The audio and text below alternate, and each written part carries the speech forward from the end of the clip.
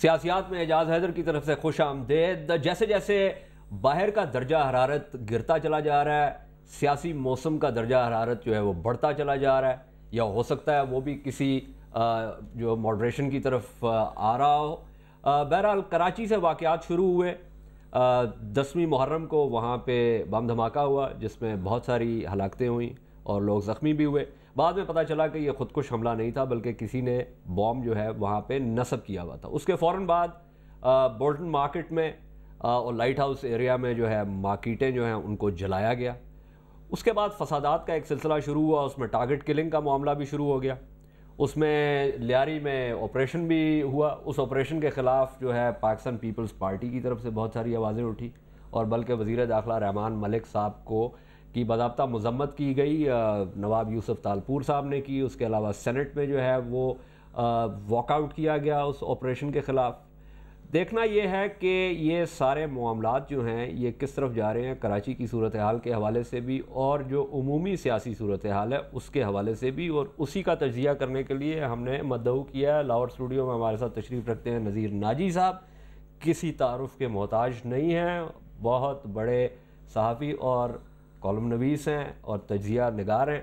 اور اسلام آباد اسٹوڈیو میں ہمارے ساتھ تشریف رکھتے ہیں زاہد حسین صاحب، ان کا نام بھی کسی تعارف کا محتاج نہیں ہے، باہر کے اخبارات کے لیے بھی لکھتے ہیں، پاکستانی اخبارات کے لیے بھی لکھتے ہیں، بہت عرصے سے صحافت میں ایک بڑا نام۔ ناجی صاحب آپ سے شروع کرتا ہوں۔ میں نے کہا بہت ساری کڑیاں مل رہی ہیں، ایک تو مجھے سمجھانے کی کوشش کریں گے یہ کراچی کے معاملات کیا ہیں، کون یہ کر رہا ہے، کیونکہ رضا ربانی صاحب نے ایک بڑی دلچسپ تقریر کی سینٹ میں۔ انہوں نے کہا کہ یہ اگر ان کے الفاظ میں دہراؤں کہ غیر سفارتی بیرونی جو ہے وہ مداخلت ہے کراچی میں، اور لوگوں نے کہا کہ شاید ان کا بلیک واٹر کی طرف اشارہ ہے جس کے بارے میں کافی ساری افواہیں گرم ہیں۔ اس کے ساتھ ہی انہوں نے جو برطانوی وزیر خارجہ ہیں ڈیوڈ ملیبینڈ، انہوں نے جو کراچی کے حوالے سے اپنے خدشات کا اظہار کیا اس کی بھی مذمت کی رضا ربانی صاحب نے۔ کوشش کریں گے رضا صاحب سے بات کرنے کی، لیکن آپ ذرا مجھے سمجھانے کی کوشش کریں گے یہ کیا معاملہ ہے؟ یہ جی کچھ زیادہ ہی دلچسپی ہے ہمارے مغربی دوستوں کو کراچی میں۔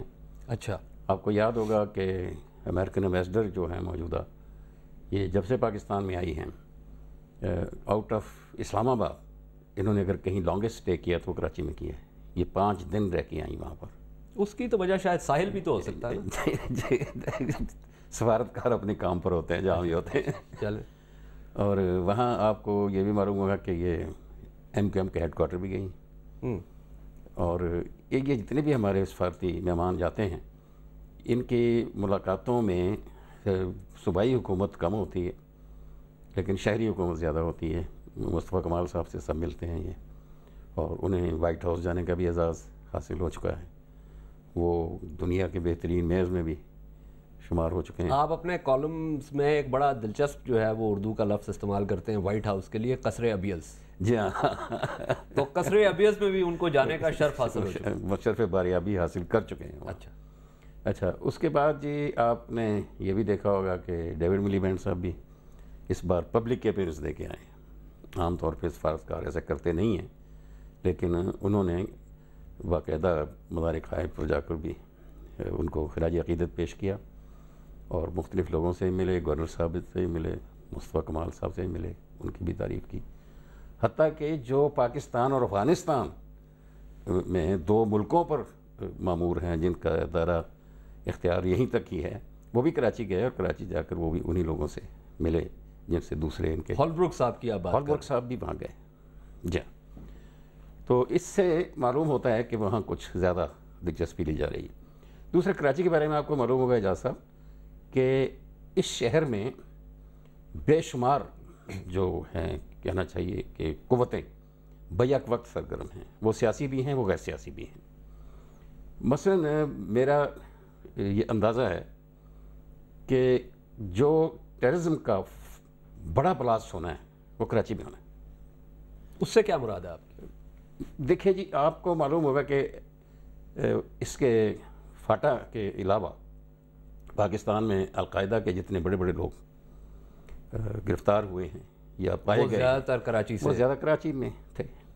اچھا، یہ آپ نے بڑی جو بین السطور جو آپ، اگر میں سمجھاؤں آپ کی باتیں، تو آپ نے رضا ربانی صاحب سے کافی اتفاق کیا ہے. میں ذرا زاہد صاحب کی طرف جاتا ہوں. جی جی بالکل. آپ کی باتیں لے کے زاہد صاحب، آپ نے سنا ناجی صاحب نے جو کہا؟ بالکل. بہت ساری قوتیں سرگرم ہیں. انہوں نے یہ بھی کہا کہ کراچی میں بہت دلچسپی ہے بیرونی ممالک کی، بالخصوصاً امریکہ کی اور برطانیہ کی، اور اس میں انہوں نے ذکر یہ بھی کیا کہ شہری حکومت، یعنی وہ حکومت جو کہ ایم کیو ایم کی ہے، متحدہ کی ہے.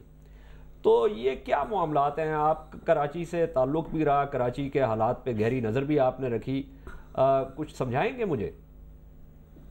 دیکھیں، دو تین چیزیں ہیں کراچی کے بارے میں. کراچی جیسے ابھی ناجی صاحب نے کہا ہے وہ صحیح ہے کہ وہاں پہ مختلف قسم کی طاقتیں جو ہیں، مختلف قسم کے مفادات ہیں، ان کے درمیان کشمکش جو ہے وہ عرصے دراز سے چلی آ رہی ہے.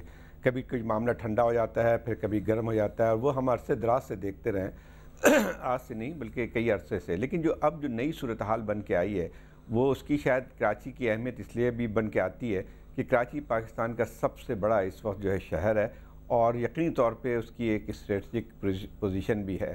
تو میں سمجھتا ہوں کہ جہاں پر یہ جو آپ نے بات کی ہے کہ مغربی سفارتی جو حلقے ہیں وہاں پہ ان کی سرگرمیاں بڑھ گئی ہیں، تو میرے خیال اس کی وجہ شاید یہ بھی ہے کہ ایسا معلوم ہوتا ہے کہ پچھلے دنوں جو خبریں آتی رہی ہیں کہ کہیں یہ نہ ہو کہ کراچی میں بھی جو ہے اس قسم کی واقعات اگر بڑھتے ہیں جو دہشت گردی کے، تو اس کا نتیجہ کیا ہوگا. تو میرے خیال یہ ہے کہ ایک کنسرن موجود ہے. خاص طور پہ اگر آپ دیکھیں تو پچھلے دنوں مغربی جو حلقے ہیں ان کی طرف سے ایک بات بھی کی جاتی رہی ہے کہ جو ہے بہت سے طالبان لیڈر جو ہیں وہ انہوں نے کراچی کا رخ کیا ہے. صحیح ہے غلط وہ الگ بات ہے. ایک توقف کریں، ہمارے ساتھ فون پہ فوزیہ وہاب صاحبہ بھی ہیں، ان سے بھی ذرا بات کرتے ہیں اور پتہ کرتے ہیں کہ یہ کیا معاملات ہیں. فوزیہ صاحب السلام علیکم. السلام علیکم اعجاز، کیا حال چال ہے آپ؟ بالکل ٹھیک ٹھاک جی، میرا حال تو بہت اچھا ہے. کراچی کا معاملہ کچھ خراب ہے. یہ بتائیے کہ ابھی بات ہو رہی تھی، نذیر ناجی صاحب بھی ہمارے ساتھ تشریف رکھتے ہیں، زاہد حسین صاحب کی ابھی آپ بات سن رہی تھیں. دونوں کا یہ خیال ہے کہ ایک تو کراچی میں بہت ساری قوتیں سرگرم ہیں. دوسری بات میں نے اپنی اوپننگ میں یہ کہی کہ یہ بھی پتہ چل چکا ہے کہ وہ خودکش حملہ نہیں تھا. 10ویں محرم کو کسی نے بم نصب کیا تھا اور اس کے بعد پھر جلاؤ اور جو سارا معاملہ تھا مارکیٹس کا وہ بھی شروع ہو گیا. تو یہ بتائیے کہ کس کو اس سے فائدہ ہوا؟ بم کس نے نصب کیا؟ مارکیٹس جو ہیں وہ کس نے جلائیں؟ اور اس کے بعد یہ لیاری میں جو آپریشن شروع ہوا اس کے خلاف پیپلز پارٹی کے اپنے لوگوں نے واک آؤٹ کیا، بلکہ رحمان ملک صاحب کو کی مذمت بھی کی گئی باضابطہ، یوسف تالپور صاحب نے بھی کی، رضا ربانی صاحب نے بھی. کہاں جا رہے ہیں یہ حالات؟ یہ حالات کہیں نہیں جا رہے، یہ حالات بالکل قابو میں ہو رہے ہیں. کچھ عوامل ایسے تھے جو حالات کو بگاڑنا چاہتے تھے اور اس کو غیر ان عوامل کی نشاندہی کریں گی آپ؟ وہ تمام عوامل جو ہمیشہ سے چاہتے ہیں کہ کوئی بھی جمہوری حکومت جو ہے وہ مضبوطی سے نہ چلے، یا وہ عوامل جو نہیں چاہتے ہیں کہ پاکستان جو ہے وہ ایک مضبوط ملک بن جائے. اچھا، رضا ربانی صاحب نے اشارہ کیا اپنی تقریر میں سینٹ کی کہ کچھ غیر ملکی عناصر جو ہیں وہ انہوں نے بلیک واٹر کی طرف ایک اشارہ کنایتاً ایک بات کی. اس کے علاوہ انہوں نے برطانوی وزیر خارجہ کا جو بیان ہے کراچی کے حوالے سے اس کی بھی مذمت کی. تو کیا آپ ان بیرونی طاقتوں کے حوالے سے بات کر رہی ہیں؟ I don't think so. I can be so categorical or I can really pinpoint somebody or those elements کہ yes, they were the one who are involved. اب بلیک واٹر پہ بات کرنا تو آج کل فیشن بن گیا ہے. نہیں، وہ تو رضا ربانی صاحب نے بھی کر دی ہے. ایوریبڈی ٹاکس، کچھ ایلیمنٹ ہیں ہمارے اخباروں میں وہ اس چیز کو بڑا اپریشیٹ کرتے ہیں، تو لہٰذا we all try to play to the gallery. تو بلیک واٹر کا جو ایشو ہے، مطلب ہے رضا ربانی صاحب نے بھی جو ہے نا، he was also playing to the gallery.